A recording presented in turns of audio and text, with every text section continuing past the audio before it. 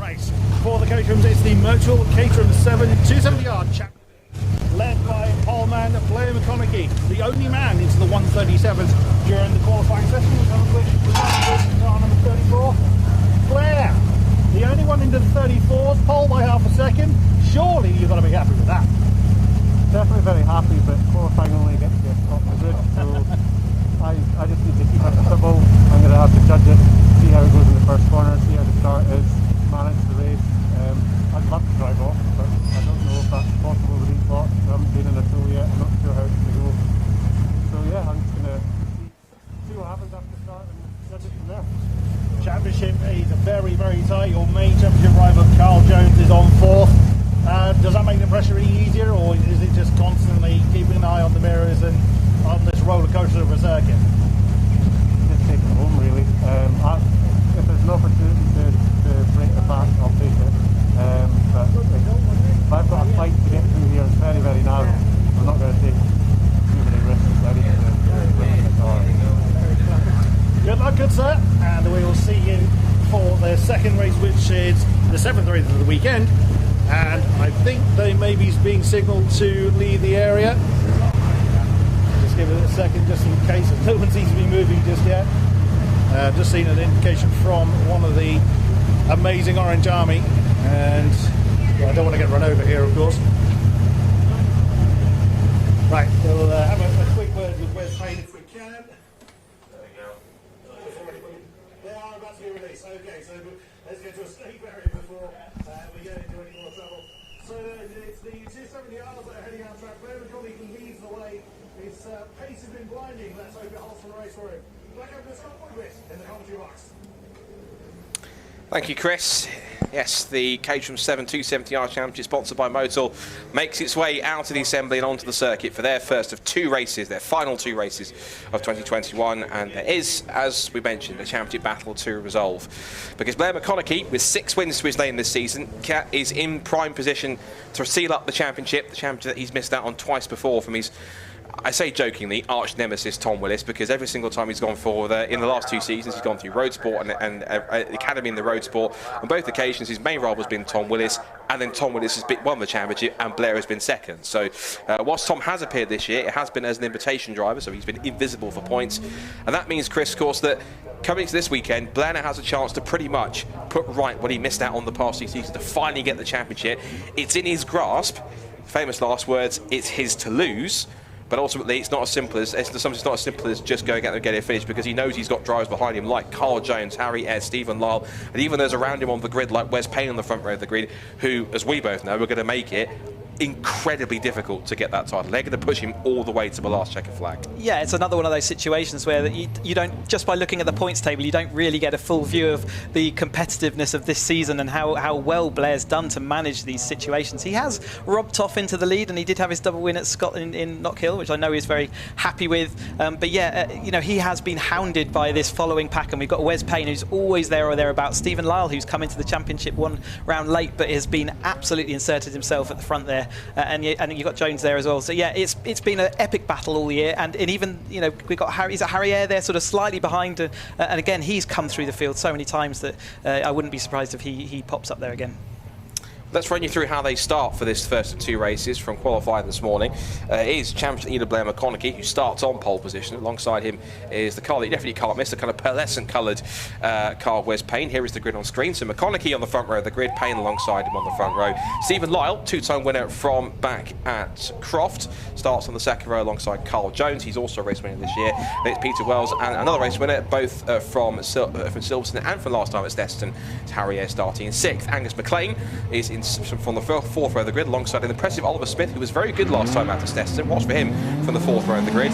Michael Curley will start then in 9th. Alongside him is Tim Steele to round out the top 10 on row 5. Then goes the second half of the grid. David Morgan starts 11th alongside Darrell Cresswell and Khan Bray. He will go off from 12th on the grid, both on row 6. Row 7 sees Alan Curtis, who was strong at Steston last time, but maybe not suited to the tight and twisty confines of Cadwell. He's back in 13th alongside John Cox on the 7th row. Then it's Fraser Jones. He's dropped off a little bit in the second half of the season, not where he wants to be in 15th. He'll start alongside Duncan Cook on the 8th row of the grid. Then Nick Allburn's also another one that's something around the top 10, back in 17th for this first race. He's alongside Roger Gorton, row 9. They're the last 2 cars on the grid. Richard Hoare in car 48 and Lydia Gould complete the 20-car grid that takes off for their first of 2 races this weekend for the Motul Caterham 270R Championship. The season closer here at Cadwell Park in Lincolnshire, the mini Nürburgring of the North, as some people call it, with its dips and swoops and massive undulations. It's, as you well know, it's a circuit that's very much unlike any other out there in the UK. It's the first time I've driven it this weekend, and it's an incredibly unique prospect, and it really doesn't relent at all. It's up, down, left, right, never a flat or boring moment. It's one track that you could even do just a track day or anything and have a great time on it, and to master it is certainly takes confidence, and it takes a lot of car control. So anyone seeing doing well here is great respect to them. Equally, it's one that some drivers will click with and others won't, and that's why we see some of this sort of toing and froing of where the people are in the grid. But again, that shows how close everything is and how competitive these Caterham cars are. Yeah, there are one or two drivers that are out of position. Sometimes some drivers are better qualifiers than they are racers, and some drivers are better racers than they are qualifiers. They might not be where they want to be starting, but you can see them charge their way through to pick up a good spot or two. So don't be surprised to see the likes of Fraser Jones and Nick Allbones and some drivers that are a bit further back in this field that will start to make their way through. Championship connotations-wise, according to Simon Lambert, for the Chief Motorsport Officer from Caterham Motorsport, he says, as far as he's concerned, it's in the bag from there. What he needs to do apparently in this race is stay out of trouble and finish 16th or better. Given it's a 20-car grid, he can afford to fall in that case pretty far down the order and still pick up the title. His worst results so far this season, apart from a very uncharacteristic DNF at Croft, was a 5th place at Snetterton after contact with Stephen Lyle, and that's where he dropped out a little bit. So it's the runner-up spot where the battle is on. Carl and Harry on drop scores are neck and neck. If you look at the points on drop scores, Blair McConaughey has 240, where it's 217 each for Carl Jones and Harry Eyre in 2nd and 3rd places. Carl has the better drop scores to fall back on, so we'll see what he needs to do after today's race. So essentially the battle for 2nd place in the championship, it seems, is all down to these two, between Carl Jones and Harry Eyre. But it will depend on what happens today to determine what needs to be done ultimately tomorrow to see who can take the runner-up spot. I've just learned that Harry Eyre actually hurt his wrist in an accident yesterday, and it was up in the air whether he would race or not. So the fact he's on this grid, and in fact he's managed to muscle his way up to the front part of the grid, shows how much determination he's got there. But he is, a little hurting wrist is not a good thing to have around here, that's for sure. I've known some drivers who have had injuries and powered their way through despite coming through the pain, so that should be quite something to watch out for. Last couple of the cars into position, Richard Hoare and Lydia Gould to hit their spots. The green flag will wave at the back. And our first race of the weekend for the Caterham 270R Championship, sponsored by Motul. The championship decider is all set to get underway. Watch for the cars to get underway in the next few seconds. The 5-second board's gone up, the red lights will be on, and we're underway in racing. It's a clean start from the front row and from the second row. Better jump off the grid from Stephen Lyle on the second row, just ahead of Carl Jones to head towards it. Oh, it's repressed in the mid-pack. Don't do that, boys and girls, towards Copies. That's never going to work. Everyone's trying to jostle for racing room, but they've just about managed to get through unscathed. McConaughey then leads the way with Lyle up to 2nd place. Wes Payne from the front row's dropped down to 3rd. And Carl Jones there in 4th place, with Harry Eyre down a spot to 5th place, and then just behind in 6th. It looks like it's that's Morgan in 6th position. So it's Oliver Smith up there, who started in 8th. So he's up a couple of places. Colligan already under pressure to come in towards Park Care for the first time. But the contenders, as we expected, getting up towards the front. Yeah, still tight and congested in the midfield there, but out front there, again, job 1 done. They've got through turn 1, and we've seen again that there's movement early, isn't there? And then everything sort of settles down into its kind of snake. And we've got, again, nose to tail Caterham's here, and we'll see that with these 270s. This will not relent for the whole race. It's a half an hour race. There's plenty of time for these drivers to sort themselves out. Fraser Jones there in the black and white Caterham, trying to make some moves already in the early stage. We said to watch for him to start deeper in the pack. They charge up towards the mountain for the first time. So McConaughey leads it then as they hop over the crest, followed by Lyle and then Payne, Jones, Eyre, Oliver Smith in 6th position, and Nicholas McLean's up there in 7th place as well. And then we've got Daniel Cresswell having a good start so far. Tim Steele is in there too in his almost half-naked car with no paint scheme, so just bare metal and the yellow nose and wings. Up the end of lap 1 they come then. So McConaughey leads, Lyle in 2nd, Payne 3rd. Is then Charles Jones in 4th, Eyre 5th, Smith 6th, McLean in 7th place, Cresswell 8th.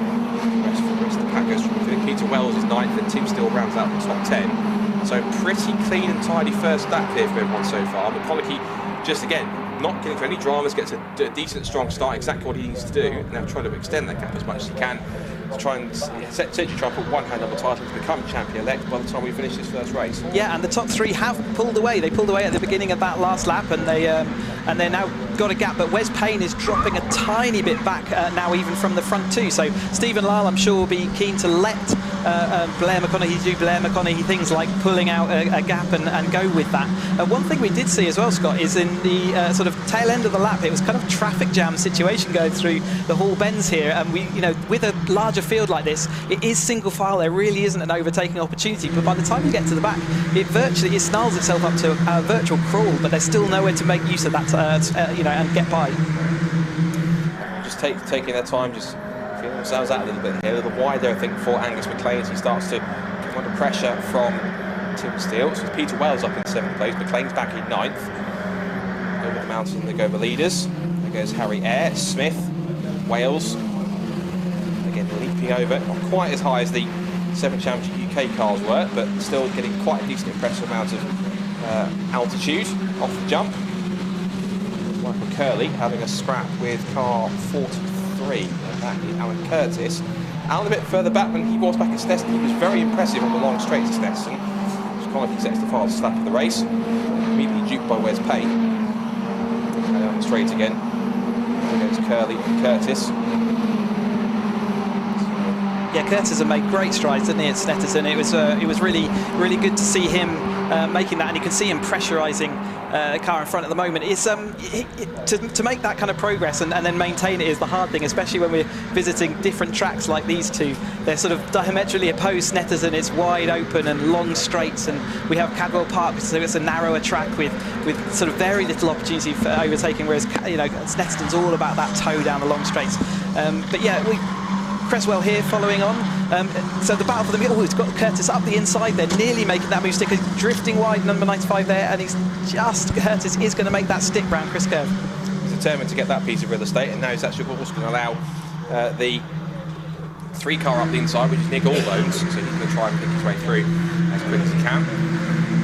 Now Oliver Smith just chasing after Harry Eyre at this point as they come out of the final couple of corners. I think Harry Eyre's managed to. So Harry Eyre has... so Oliver Smith has lost out to Peter Wells. So Peter Wells is up to 6th now. Smith is down to 7th as a result of that. Still 25 minutes to go. So the first couple of laps being put under the books here. Over the crest they go. Here goes Curtis. Being chased down by Nick Allbones, who's managed to pick up a couple more spots in that sequence. He started back in 17th. He's already up now to 14th after towards the end of the second lap. But David Morgan there, who's also... he's dropped back since where he started. He started back up in 11th place. He's dropped back 4 spots to 15th, so he's got some work to do to get back up the order where possible. The field just starting to spread out a little bit here, and everything's, dare I say, this is very un-Caterham like, Chris. It's a little bit more civilised rather than the typical Caterham fast and frantic at the front. Everyone's kind of behaving themselves a bit and kind of taking it steady. It can lead to a bit of single file. As we said, the main opportunity is up into Park Bend at the top of the hill here, so it's that's where we're going to see most of the action, even in a larger field like this. Harry Eyre looked like he had the best of those last laps through, so he's showing that his wrist isn't causing too much problems right now, but obviously towards the end of this half-hour race, that's when we're going to start. If we're going to see an issue, that's when that will happen. But yeah, up at the top is where the main action will happen. The rest of it, you have to be patient, really, or take an opportunity if it arises. But Lyle happy to sit there at the moment behind Blair, with Wes Payne following on, and you can see they've actually got a fairly comfortable gap now.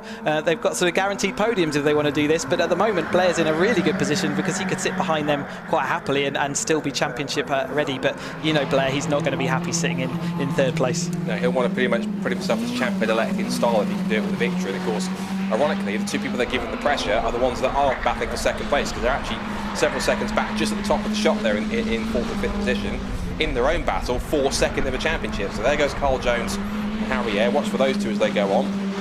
Next then comes Peter Wells from Oliver Smith. Angus McLean comes through ahead of Darrell Cresswell. Tim Steele still 10th. That rounds out the top 10. There's top 3 covered by 1.3 seconds. They come across the line to end another lap onto lap 4. The gap has come down to just over a second between them. And actually, out of the 3, Wes Payne was the quickest. So both the cars in front of you 138.9s. It's 38.7 for Paynes. They come up through Charlie's. Now back through again onto the back straight, up Park Straight and towards Park Corner again. So those top three are the measure of the rest of the package. Spread eagle in the field, but that's for fourth and fifth. This is one of the main battles we have to focus on, because while it looks almost so certain Blair McConaughey in front, it's not guaranteed, of course, but it's effectively his to lose.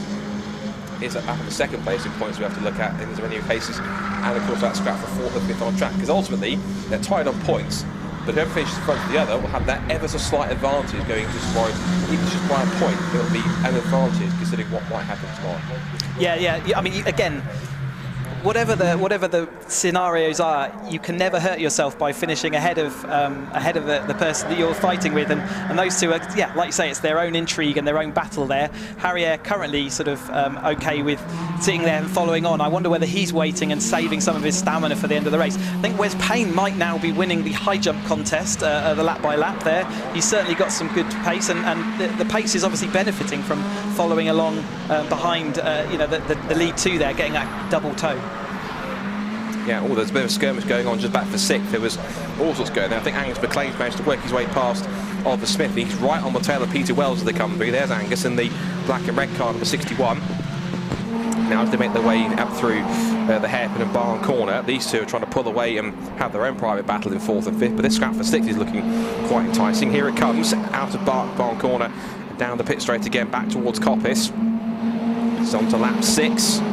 There's Oliver Smith, who the last couple of metres of the season haven't done too much in terms of results. He came into the weekend 18th in points, but really found the pace in the last couple of metres, particularly at Snetterton, where he was able to pick up 5th place, his best results of the season. Currently runs in 8th, so got some work to do, but now as they go side by side, here comes McLean lining up Peter Wells up the hill. Side by side for position. This is now going to be for 6th place, and McLean can get it through. Smith will try and follow if he can, if there's a room up the inside. He has a little lurk, but McLean just had to sweep across and not only defend his position, but then Wells managed to slot back in behind him pretty quickly, and that's now put Oliver Smith into the clutches of Darrell Cresswell in this battle for 6th, 7th, 8th and 9th as they come back through the gooseneck. Yeah, we see Cresswell there doing a good job of following along, but he's got to start thinking about making some moves, and that's what they'll all be.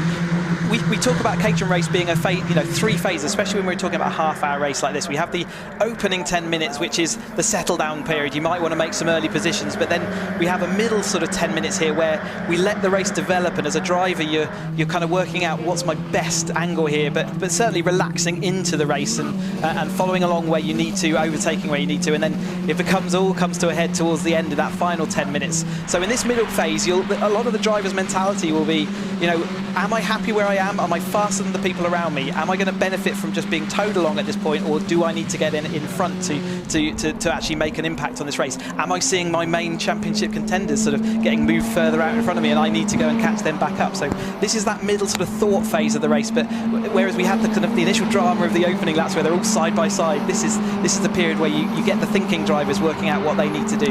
This is the strategy section of the race, essentially. This is the point where you have the opening skirmishes. Now, as you say, you're absolutely right. This is the point where you start to think, right, where am I in this race? Who are my main rivals? What do I need to do? How's my pace stack up? What kind of grip am I working with? How long's left in the race? And just all these little thoughts that go through, but you've got to do it whilst also lapping at as fast and consistent a pace as you can manage without getting too caught up in your own head. 4th and 5th together. Then 6th, 7th and 8th come next to the shot. Darrell Cresswell's in there. Alan Curtis is also up to 10th position now. He's got past Nick Allbones. He's making slow and steady progress. Still plenty time to go. He's got just under 2/3 of the race left before we get up there. So we see Carl Jones just under quiet pressure from Harry Ayer. He's not immediately harassing him, but he's keeping Carl Jones occupied, keeping him looking in his mirrors. Out of Mansfield they go. 6th, 7th and 8th. And then we've got the rest of this pack coming through. 9th and 10th are together now. Cresswell and Curtis. There's Allbones, Morgan and Steeler in that next group behind them, so they're having a good scrap amongst themselves. Just nice. It's like a high-speed game of chess, these battles in the mid-pack as they come through the left, right through the complex. Back in through Hall Bends again. There's Nick Allbones and the old-school kind of almost gold leaf-coloured Caterham. Colours of the old-school Lotus F1 cars back in the late 60s. There's the battle for fourth and for second in the championship. Harrier with the momentum has a look around the outside at Coppice, a little ledge on the brakes, and wasn't going to make the move stick around the outside there, so he'll try and fight back again if he can a little bit later on in a few corners' time. We saw earlier on that outside round turn 1 is possible. We saw the 7th UK Championship cars doing it, so I'm sure that is possible with the 270s as well. And interestingly, that was the first time he's tried to make a move. He's just been content so far to sit there, but that was the first time he sort of showed his nose and said, you know, I'm not just going to sit here at the moment. We're 17 minutes to go now, so we're coming sort of towards the middle phase of that thinking process. And with these 3 cars behind potentially catching up, you know, you can't sit in there and relax and rest on your laurels. And we can be sure that he is looking in that later stage of the race to go with a move late on, and maybe he's just practicing what's possible and seeing what he can do. Well, meanwhile, back at the front of the field, we almost forgot about these 3, but they're having a little stalemate of a fight here as Blair McConaughey, points leader and essentially champion-elect, leads Stephen Lyle and Wes Payne.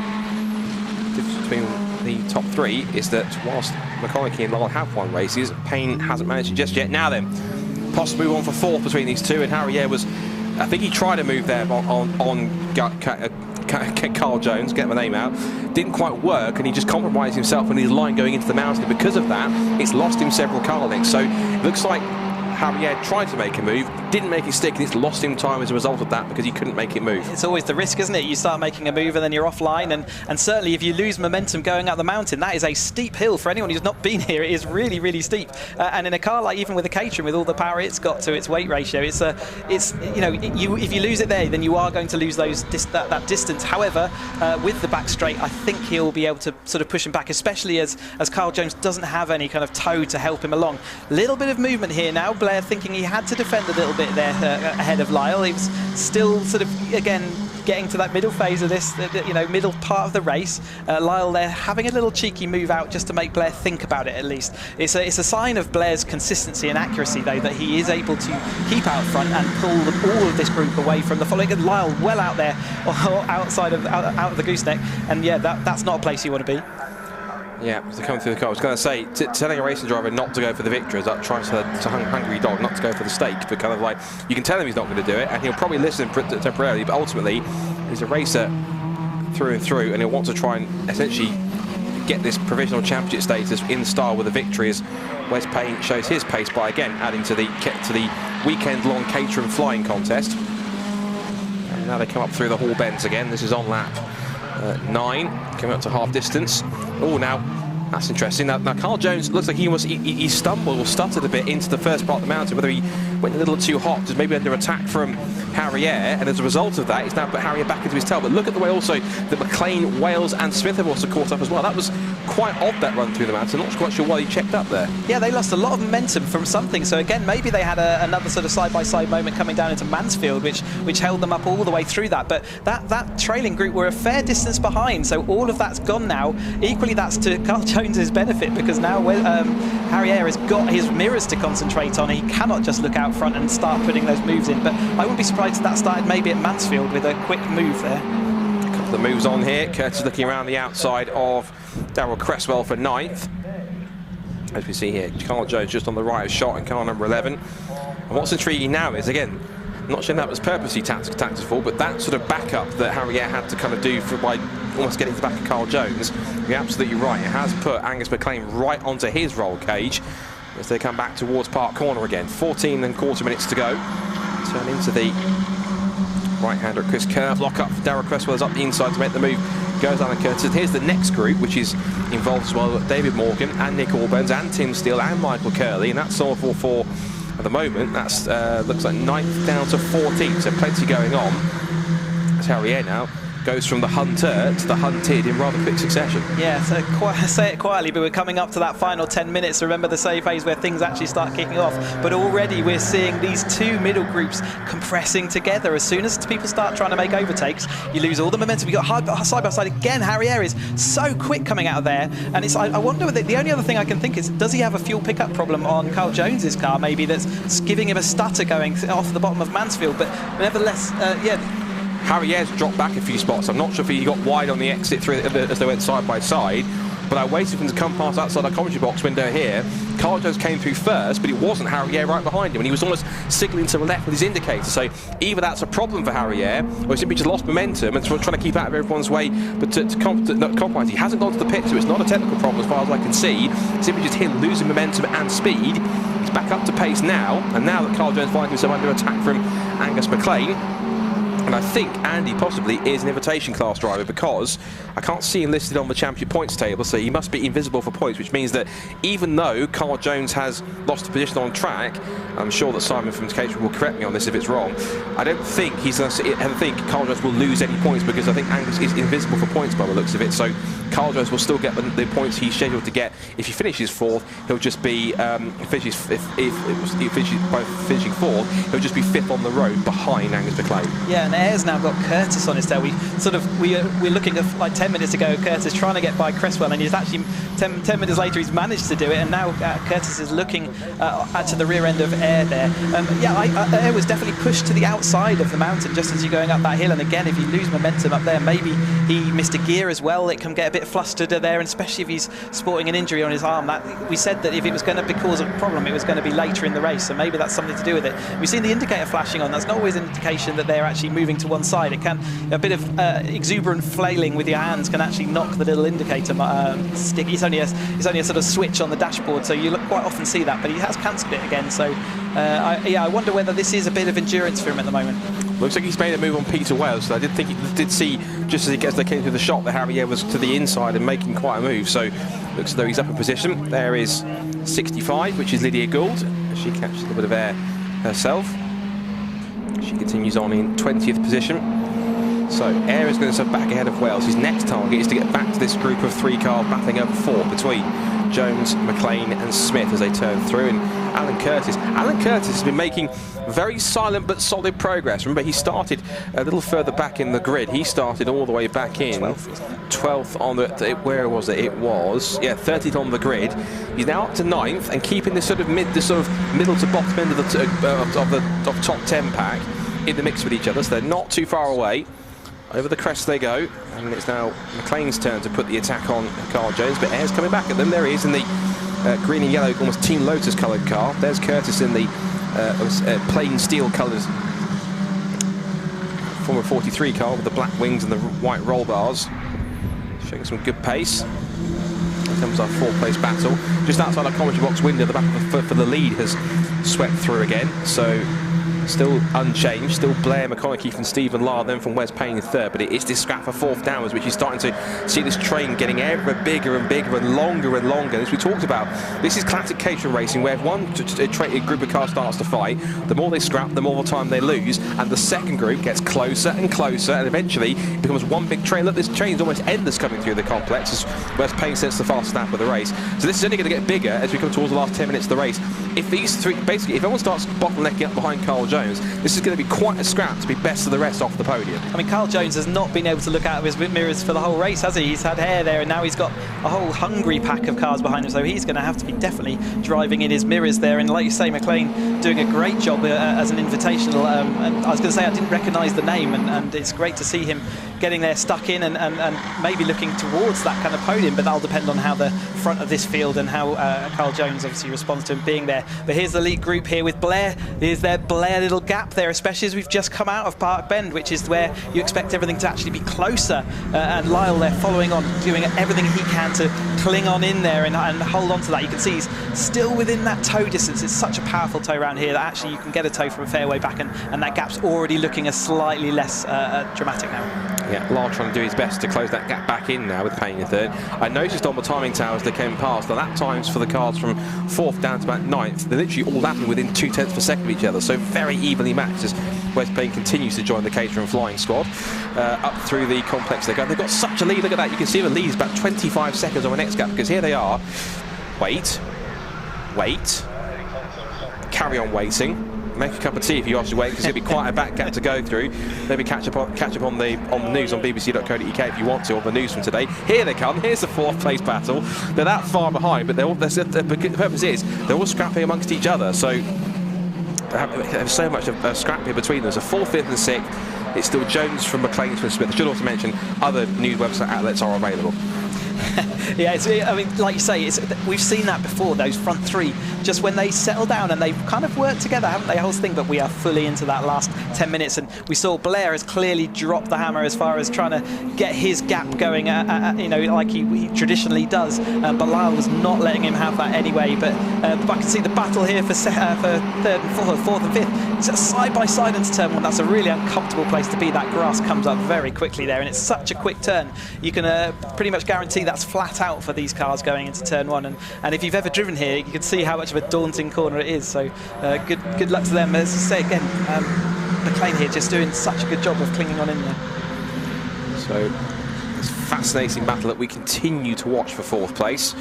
Here comes McLean. He's got the run on Jones up towards Park Corner, and behind, Harrier is trying to defend. Well, he's defending from Peter Wells, who's trying to repass him into Park Corner, but he is just about on the tail of Oliver Smith now. He's having again a fantastic run in sixth position. His best result of the season has been P5. That was back at Snetterton. So this is the battle we need to watch. Still the top three comes past us on the commentary box position, still unchanged. Little touch of the grass there from McLean as he runs a little bit wide. Now remember, again, if he is going to be, they have switched around, so McLean is ahead now as they come out of Park Corner, and out of Mansfield now, down the short straight towards the Mountain Complex. Here's the top three.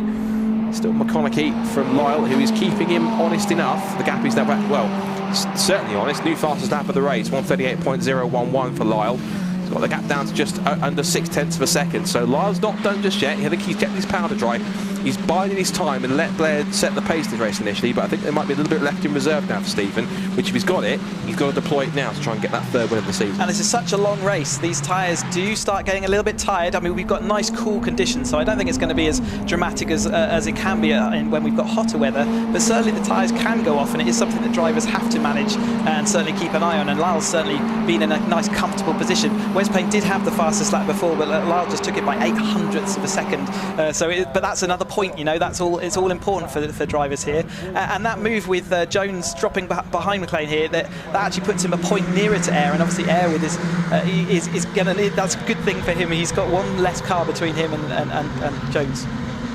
So he'll try and close that gap now, of course, being in seventh place, and again they're side by side for fourth. Jones thinks, right, this time my turn into Park Corner. Down the outside he goes. Harrier again for the second lap in succession, under threat from Peter Wells into that right-hander at the top of the hill. And look at Alan Curtis as well, ninth position, just behind these two. He could possibly hoodwink them both and get both places in these last few minutes. Change around again for fourth between fourth, but also for the lead. I think Blair McConaughey has lost the lead now to Stephen Lyle, so a change around from the lead off camera, so we can look at our leaders in a second. I'm sure we'll be able to see that the grey and orange car Stephen Lyle is in front. The gap is starting to close back up again now for fourth downwards. So now up through the complex. Now here they are on the screen. There it is. Stephen Lyle is ahead of Blair McConaughey now. So again, you do stress that according to Simon Lambert's calculations, all he really needs to do is finish at least 16th or better. He's currently second, so he's by far doing that at the moment. Touch wood. He's still got 5 minutes to go to get to the checkered flag. But we believe that essentially where he is will be more than enough to essentially put him as champion-elect and effectively put the title provisionally with it out of anyone else's grasp. He's going to come back him up the hill now towards Park Corner. He'll go to the outside line. They're going to be side by side. You can go around the outside. He's even got the move done before they hit the brakes. The power of the slipstream of these cars up the hill was strong enough to give McConaughey back into the lead.